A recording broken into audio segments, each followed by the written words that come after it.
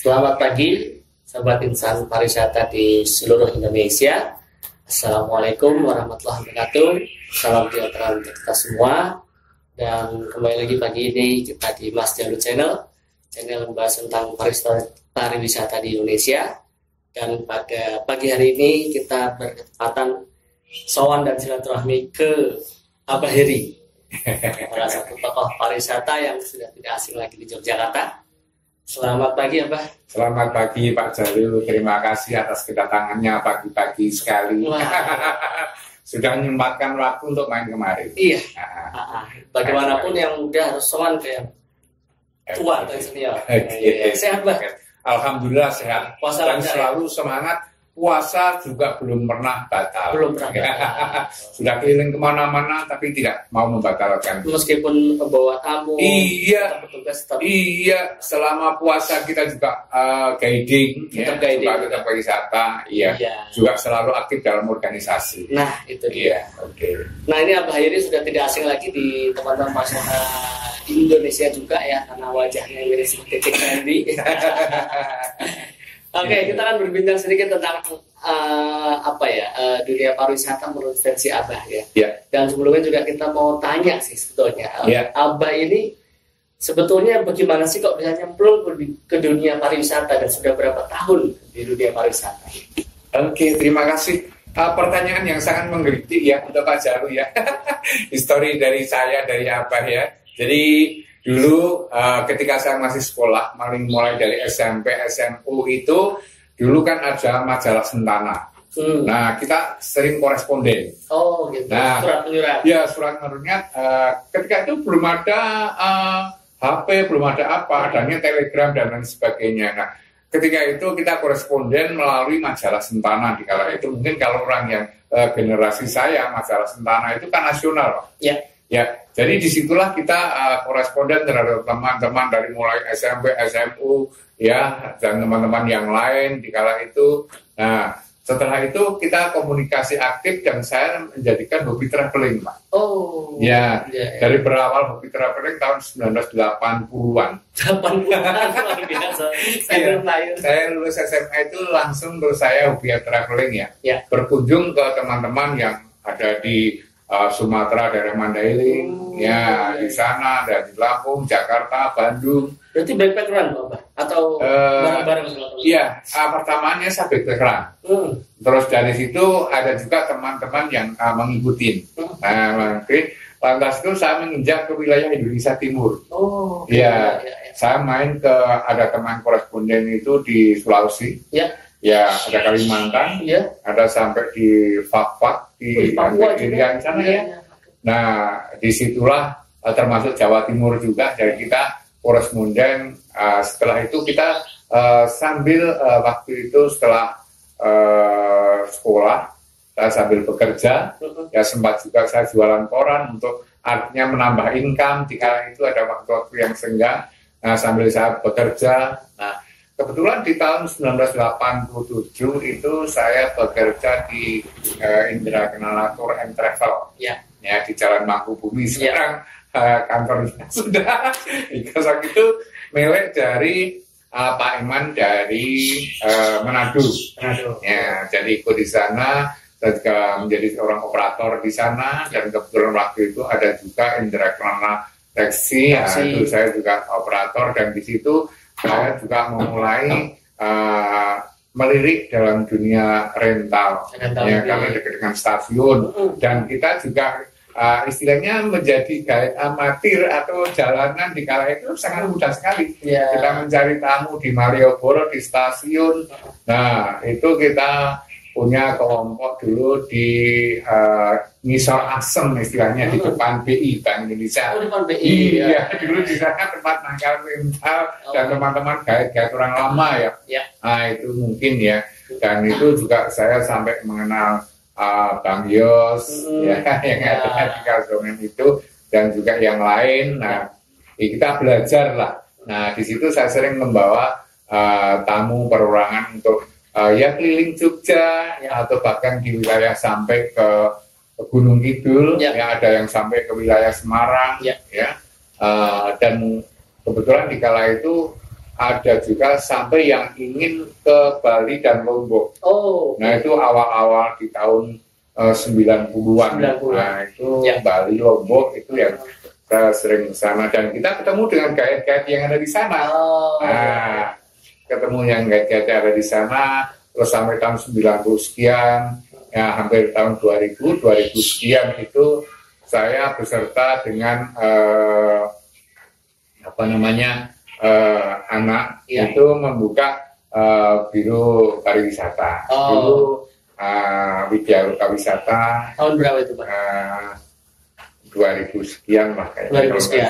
Ya, itu sama Wiratur Jogja. Nah, di situ kita lantas aktif untuk di biro pariwisata, dan kita juga kayak kita selalu teman-teman dari HPI, kita belajar juga di sana, akhirnya kita bergabung sampai sekarang ini. Jadi saya kenapa ya sangat suka sekali dengan guiding, terjun di lapangan, karena ketika tamu-tamu saya yang pernah saya datang ke Sulawesi, ke Kalimantan, ke Papua, bahkan Sumatera, Samarinda itu, ketika beliau wisata kemana, saya menceritakan saya pernah ke sana, itu antusiasnya sangat luar biasa bagus, dan akan disampaikan kepada masyarakat di sana. Ternyata kita punya guide di Jogja itu pernah ke sini, tahu sini. Nah ini yang menjadikan lebih leluasa saya untuk mendatangkan tamu-tamu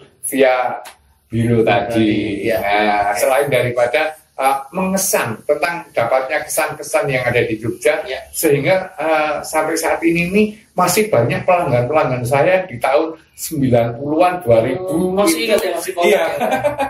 Iya, istilahnya belum lama itu saya malah justru yang boleh dikatakan kehilangan kontak, tapi dia melalui banyak organisasi ya. Kebetulan di saat ini saya asosiasi yang resmi maupun di grup WA itu hampir 80-an yang aktif. Iya, ibaratnya kita punya grup WA itu dari Sabang sampai Merauke. Jadi bila mana teman-teman ada kesulitan, khususnya teman-teman pariwisata, kita punya channel ya. Ya, misalkan ada kesulitan di Bali, Lombok, Sulawesi, Makassar, ataupun sampai ke Medan, kita punya channel. Apalagi untuk teman-teman dari Bandung, Surabaya, Bali, ya itu sudah seperti keluarga besar. Iya, jadi pertemanan kita membawa di dalam dunia pariwisata ini. Dan saya sangat salut ya dengan perkembangan pariwisata di Indonesia ini. Kalau dulu kan orang Indonesia itu selalu berwisata ke luar negeri. Bahkan orang luar negeri atau turis asing itu yang datang ke Indonesia. Saya sangat salut sekali dengan ketika itu saya pernah sharing akar rumput dengan Bapak Job Afif, Menteri Pariwisata di kala itu ya, di depan koran. Kebetulan dekat dengan kantor. Iya. Kita ngobrol di sharing di sana, dan kebetulan tetangga saya dinas pariwisata juga.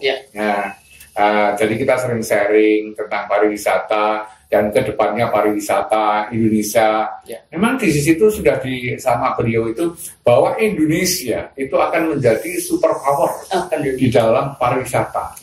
Hanya tunggu step by step, pasti akan maju. Karena alam Indonesia ini sangat menjanjikan, dan masyarakat Indonesia ini potensial, ramah-ramah, dan untuk kreativitasnya dalam membuat objek-objek wisata ini luar biasa. Jadi harapan saya, jangan khawatir ya, untuk generasi muda dalam bisnis dunia pariwisata itu luar biasa dan benar-benar sangat menjanjikan. Sangat menjanjikan. Ibarat pepatah mengatakan, apakah kalau saya tidak menjadi pegawai negeri, saya tidak bisa makan nasi dan berpakaian dengan rapi? Lupakan itu. Sebuah fakta membuktikan. Saya rumah ini juga dari hasil dari pariwisata. Jadi tidak harus menjadi pegawai negeri atau pegawai negeri yang tetap.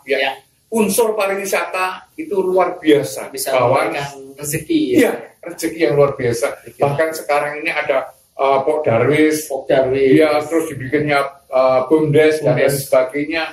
Contoh di Black Sea, teman saya Mas Kolik itu dari nol itu teman saya dari tahun 80-an. Iya. Ketika mereka mengenal dunia pariwisata selalu bilang, teman saya, suhu saya, bimbing saya untuk di tebing breksi ini. Ya. Tanpa melalui bimbingan saya pun beliau sudah melihat dunia luar dan kemajuan pariwisata khususnya breksi yang mendapatkan penghargaan tingkat nasional. Ketika pandemi kemarin eksis, tidak ada karyawan dikeluarkan, gaji tetap. Nah, ini saya yang sangat salut. Maka saya berharap untuk generasi, apalagi anak-anak sekarang sudah mulai bukan hanya pelaku, pecinta dan pelaku pariwisata Indonesia, ya saling berkolaborasi, simbiosis mutualisme. Nah, kita saling bisa menguntungkan, bersinergi. Bahkan sekarang UMKM sangat luar biasa, ya. Dan sekarang adanya desa wisata ini ya, ini yang sangat menjanjikan ke depannya.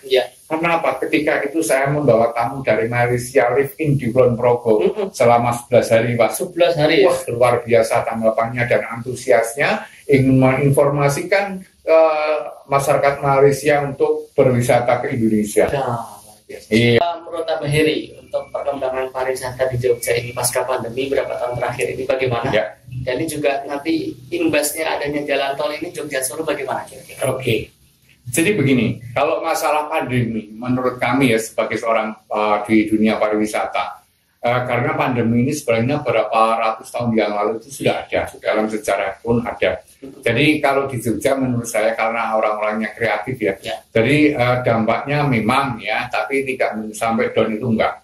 Ya, apalagi dengan program Bina Marga Jalan Tol yang akan dibuka di Yogyakarta ini akses yang sangat bagus dan sangat luar biasa ke depannya untuk masyarakat Yogyakarta khususnya di bidang pariwisata UMKM, rumah makan, vendor, toko oleh yang lain ini sangat menjanjikan.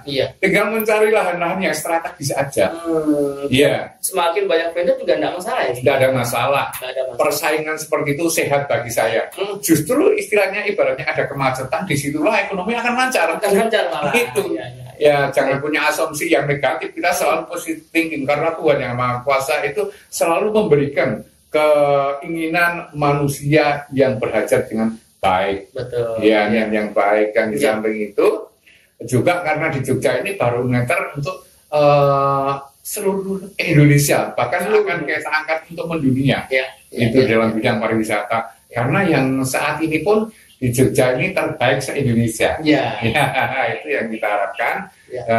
Sekali lagi jangan ragu, jangan takut, bisnis dalam dunia pariwisata itu sungguh menjanjikan. Seperti Pak Jalu sendiri, saya juga melihat sudah lama eksis di dalam pariwisata. Ketika itu saya juga diam-diam melirik kegiatannya Pak Jalu, kiprahnya Pak Jalu. Ketika di IP itu saya juga luar biasa melirik untuk jejaknya Pak Jalu, juga untuk teman-teman yang lain. Nah, makanya itu saya berharap yuk kita saling bisa bersinergi, kerjasama untuk memajukan pariwisata di Yogyakarta. Karena Yogyakarta disebut istimewa ini karena semua ada, bukan hanya ada, bukan hanya karena pilkada, tidak ada pilkada, tidak ada pilgub, tapi keistimewaan Yogyakarta ini barometer tentang pendidikan. Tentang budaya, tentang adat istiadat, tentang dunia pelajarnya, itu menjadi contoh barometer di 37 provinsi sekarang. Betul. Ini. Kemudian Abah, ini juga sedang marak banyak sekali desa-desa wisata dibuka gitu ya. Bahkan di terakhir di Jogja ini ada sekitar 200 desa wisata baru yang akan dibuka. Kira-kira peluangnya bagaimana? Tetap peluangnya bagus. Jangan khawatir akan ada kerugian. Tidak ada bakal ruginya. Karena manusia itu butuh hiburan. Makanya saya selalu bilang, ayo piknik biar tidak panik. Ayo piknik biar tidak panik. Itu rezekiku sekodulanmu. Itu bagi Pak Jalu bagi pelaku pariwisata seperti saya Jadi rezekiku sekodulanmu. Ketika orang-orang datang kemari kita melayani, nah ini kan rezeki kita. Nah, dan bagaimana mari teman-teman bisa selalu membuat slogan bahwasanya untuk datang ke Yogyakarta ini selalu ada kenangannya. Selalu ada kenangan. Iya, dan memang tidak ada duanya lah kalau saya berpikir, nggak ada yang punya slogan Jogja istimewa atau Jogja ngangening. Iya, karena apa? Hampir boleh dikatakan seluruh masyarakat Indonesia itu ingin kuliah di Jogja, menimba ilmu di Jogja, Pak Jalu. Nah ini, maka ketika sudah mengantongi ijazah dari Jogja, luar biasa. Bahkan para menteri, siapa menteri siapa, apalagi menteri zaman dulu yang tidak ada kuliah di Jogja, itu satu kebanggaan tersendiri. Makanya orang di Jogja itu ininya yang luar biasa. Bukan hanya okol tapi akal. Iya, dia mempunyai inovasi-inovasi, kreativitasnya, senimannya, budayanya, luar biasa. Maka untuk desa wisata ini benar-benar kita harapkan ya, karena saya berharap nanti dari mancanegara datang ke Jogja ini bukan hanya sehari 2 hari. Contoh Pak Jalu, dulu ketika tamu asing datang ke Yogyakarta, ini rata-rata bisa inap itu 3-5 hari. Kenapa? Karena keraton itu, kalau wisata di keraton Pak, keliling keraton, menjelaskan tentang keraton, itu bisa 3 hari Pak. 3 hari? Iya, jadi bukan hanya instan sekarang datang hanya foto-foto selfie, itu bukan di situ Pak, tapi mengetahui tentang sejarahnya secara detail. Nah, Borobudur itu juga sehari sendiri, Prambanan itu sehari Pak. Kalau sekarang kan hanya selfie. Nah itu yang bedanya, maaf ya istilahnya, wisatawan mancanegara dengan domestik. Tapi saya berharap nanti setelah adanya desa wisata ini, masyarakat kita sendiri itu bisa senang. Ini desa wisata mulai dari A sampai Z. Nah, misalkan ada edukasi penanaman padi, produksi yang lain dan lain sebagainya, ini bisa menjadi pengetahuan yang luar biasa. Jadi ada edukasinya. Ada edukasinya. Itu yang saya harapkan, karena sudah banyak sekali di Yogyakarta ini objek wisata yang bisa untuk edukasi, memberikan ilmu, memberikan pengalaman. Ketika nanti di bangku kuliah kita akan menemui seperti itu. Ya, Abah. Mungkin ini juga setelah bulan puasa kan ada event dari Abah juga ya. Betul sekali. Ini juga lintas asosiasi dan dari seluruh bidang pariwisata apapun. Itu kenapa diadakan acara? Ya. Jadi begini, saking gentolnya saya dulu itu hanya ada istilah pelaku pariwisata. Tapi sekarang saya mengajak semua pecinta dan pelaku pariwisata. Sekarang biro itu orang yang mencintai objek wisata dari mana? Ini kan sinergi ya. Jadi saya ada event tahunan ya. Hampir setiap tahun saya mengadakan sawalan pelaku lintas asosiasi pariwisata seluruh Indonesia. Setiap tahun. Iya, setiap tahun. Dan itu diikuti dari pecinta dan pelaku pariwisata. Artinya, sing burung mlebu pariwisata pun boleh. Karena mencintai dan ingin tahu sejauh mana pariwisata itu koyo opo. Nah, seperti itu. Yang kedua, kita bisa saling silaturahmi. Kita sharing. Di mana kemajuan setiap daerah atau di setiap provinsi bisa kumpul di sini, bisa sharing. Nah, ini manfaatnya juga kepada vendor-vendor bisa memasarkan produknya lewat sawalan yang diikuti kurang lebih hampir rata-rata di atas 300 orang Pak. Bahkan saya pernah mengumpulkan hampir 500 orang Pak. Nah, ini kalau bikin acara pasti ramai. Dan ketika pandemi Pak, ini catatan luar biasa. Di seluruh Indonesia bahkan dunia tidak ada yang berani mengadakan sosialisasi wisata yang baik dan yang benar. Ketika itu saya mengadakan Jambore Pariwisata Indonesia tahun 2020, tanggal 27 September, untuk mengenang Hari Tourism Dunia.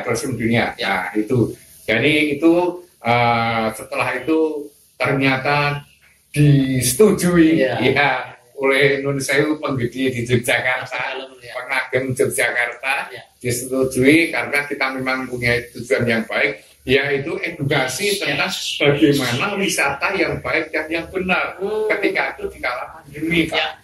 Jadi biar orang itu tetap bisa wisata, tapi dengan protokol kesehatan. Jadi tidak vakum. Kenapa? Semakin orang itu stres, tertekan, Pak, semakin penyakit itu datang. Iya, dan silaturahmi itu mengalir rezeki di dalamnya, Pak. Itu silaturahmi rezeki. Iya. Itu. Siap, oke.